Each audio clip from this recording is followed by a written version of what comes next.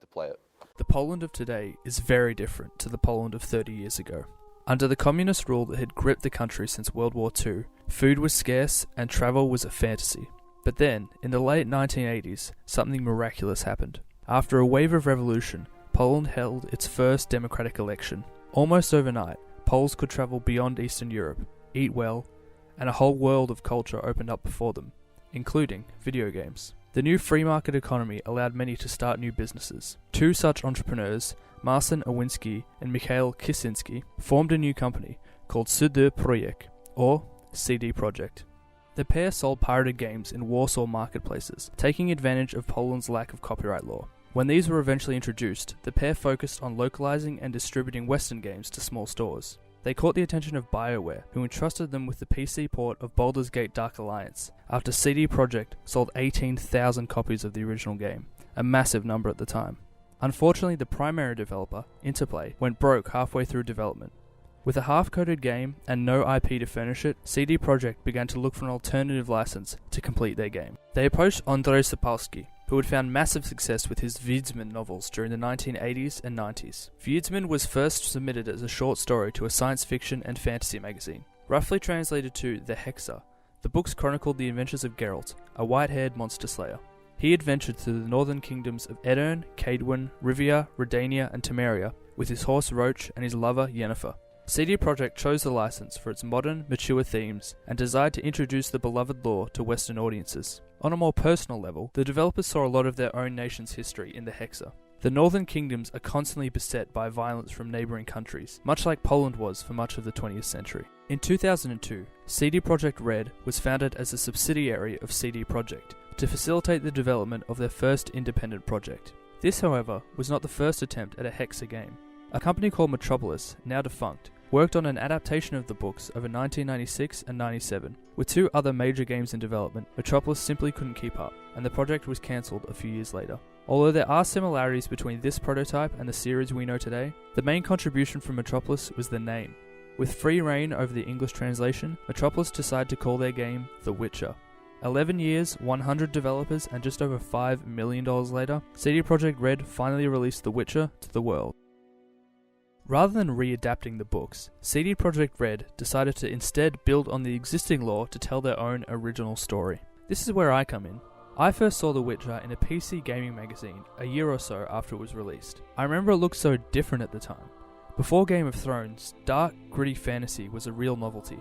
The game began near the winter stronghold of Kaer Morhen. Geralt wakes up in a nearby field stripped of his memories, and is found and carried to the castle. Here we are introduced to the Witchers, genetically modified warriors who hunt monsters, brew potions, and never seem to sleep. These narrative considerations found their way into the gameplay. Players could collect ingredients along their journey, and use them to brew potions that would give them enhanced gameplay abilities. Geralt is also a master swordsman, which meant balancing strong, fast, and group fighting styles. Just like in the books, he carries both a steel and silver sword to combat humans and monsters respectively. Most combat encounters in the game required both careful planning and sharp reflexes, jumping between different fighting styles on the fly for each enemy. The combat mechanics were deceptively simple. The player simply clicked when prompted to instigate a combo. But because of the difficulty of the game, players had to carefully consider alchemy, swordplay, and magic to succeed. The game was set in and around the city of Vizima, capital of Temeria.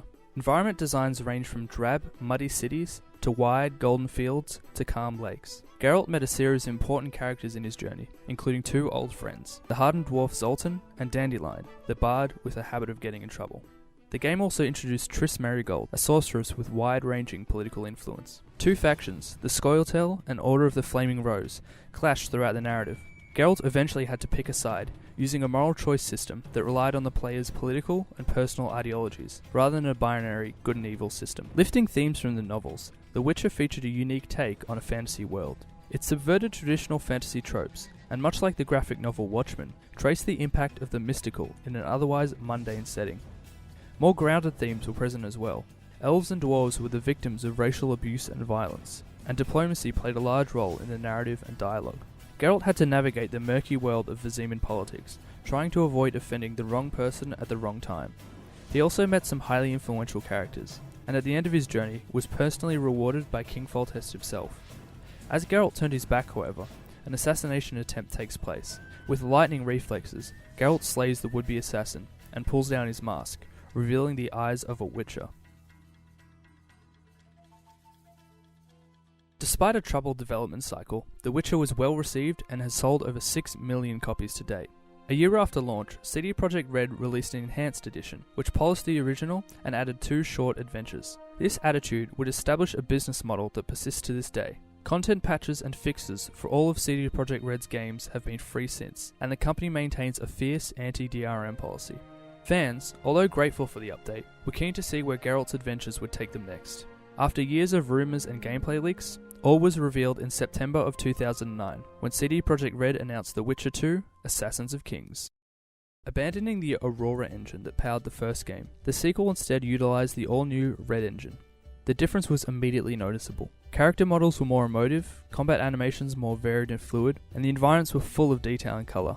The engine afforded a completely different game structure as well, with dramatically divergent paths through the game's main quest. Gameplay was also completely revamped. The developers replaced the rhythmic combat of the first game with a more natural system that emphasized light and heavy attacks, dodging, parrying, and magic. Small range weapons and traps were also thrown into the mix, and meditation was no longer restricted to fire pits. Finally, sections of the game enabled Geralt to sneak past enemies, or take them out in silence. The plot of The Witcher 2 picked up a few months after the first game. Geralt, now Foltest's personal guard, escorted the king through an assault on a rebel-held castle. Just when things seem to be going smoothly, a wild dragon appears out of nowhere, causing the group to desperately seek safety. In the chaos, the king is murdered by a mysterious witcher, and Geralt is arrested for the murder.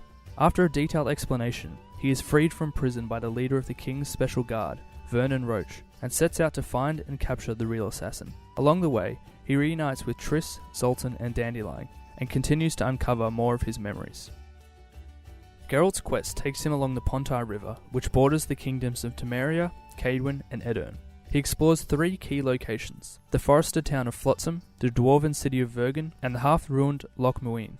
Environments were much more open than before, and featured plenty of interesting side quests. The art direction in particular was stunning, and really, there's nothing else like it. The Witcher 2 also featured great boss fights that required not only careful planning, but sharp concentration. The moral choices of the first game returned, forcing players to think on their feet and make decisions that affected the shape of the narrative from that point on, leading to 16 distinct endings. As well as its own self-contained plot, The Witcher 2 answered some long-held questions fans had had since the beginning of the trilogy. It was revealed that Geralt had lost his memories in the presence of the Wild Hunt, a group of extra-dimensional hunters. His lover, Yennefer, had been kidnapped by them shortly after Geralt had been killed and revived by his adopted daughter Ciri. He was slaughtered, protecting non-humans from an angry mob in the city of Rivia. Geralt managed to escape soon after catching up the Wild Hunt, collapsing in a field near Kaer Morhen, leading to the events of the first game. The Witcher 2 ends just as an army from the nearby nation of Nilfgaard begins to invade the northern kingdoms, and Geralt sets out to find Yennefer. The Witcher 2 was also met with high praise, and was re-released in an enhanced edition on the Xbox 360 a year later. It was available through both Steam and CD Projekt Red's other major contribution to the industry, goodoldgames.com. It's hard to overstate just how influential both the series and its developer have had on the Polish gaming industry. Where young Poles once saved up all their pocket money to buy a pirated floppy disk, they now aspire to work with one of the world's leading developers. For me, The Witcher 2 has always had a special place on my gaming shelf. With strong art direction, narrative design, and a respect for its lore, I can't help but admire the journey of both Geralt and CD Projekt Red. These games are dark, dense, and satisfying, and with The Witcher 3 on the horizon, it looks like things are only going to get better.